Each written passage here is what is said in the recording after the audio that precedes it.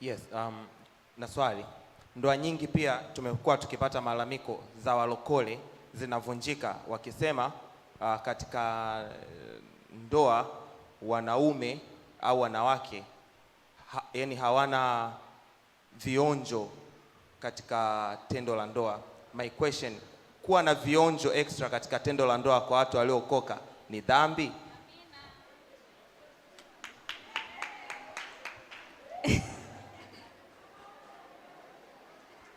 Being creative in sex in marriage, is it a sin? Okay. Kwanza tendo la ndoa, first of all, sex halina uhusiano na ulokole. Has no relation with being saved. You have to understand this. Nabidi uelewe. Yani halina uhusiano hata mmoja na ulokole. They do not relate at all. Ulokole ni spiritual. Being saved is spiritual, so physical. Not physical. That's why nilikuwa nawaambia hivi. Vijana wangu hao wa kiume. I was telling these people, kabla hujaoa, before you marry, kabla hujaoa, before you get married, wewe kijana wa kiume, kuna vigezo lazima uzingatie. Cha kwanza ni sura. The Amen. face. Sure, I tell you. Powerful.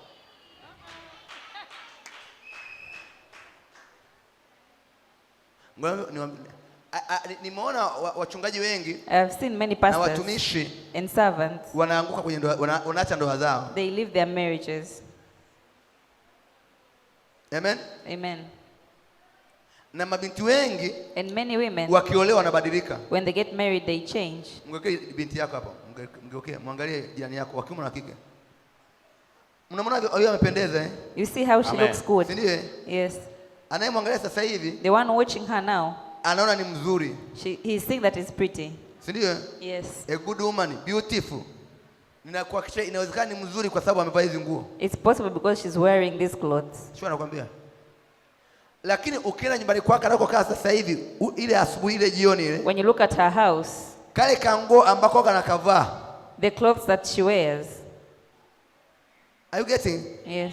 Ukimuuliza kaka yake au ndugu yake na kana kwenye familia, kwamba huyo binti ni mzuri, hatakubali hata kidogo. They will refuse that she's pretty. Are you getting? Yes. Kwa hiyo hakuna uhusiano wa kiroho na kimwili kwenye ndoa. There's no relation between flesh and mwili spirit. Inaenda ni mwili moja kwa moja kwa mwili. Flesh should go with flesh. Amen. Amen. Walokole wengi wanaoa kwa sababu sasa anajua kuomba. There is no issue, yani hakuna uhusiano wa maombi na ndoa. There is no relation between prayer and marriage. Praise God. Amen. Simaanishi hujui kuomba. Kuna watu wanajua kuomba ila hawajui kuoga na kupiga perfume. There are people who know how to pray but they don't know how to bath. Are you getting? And smell good. Amen. Amen. Amen. Nimeona mtu anafunga 3 kavu. I have seen someone fasting 3 days. Doesn't even brush their teeth. Then niambie mwanamke amefunga 3 kavu. Then tell me a yuko na mume wake hajapiga mswaki. She hasn't brushed her teeth. 3 days. 3 days.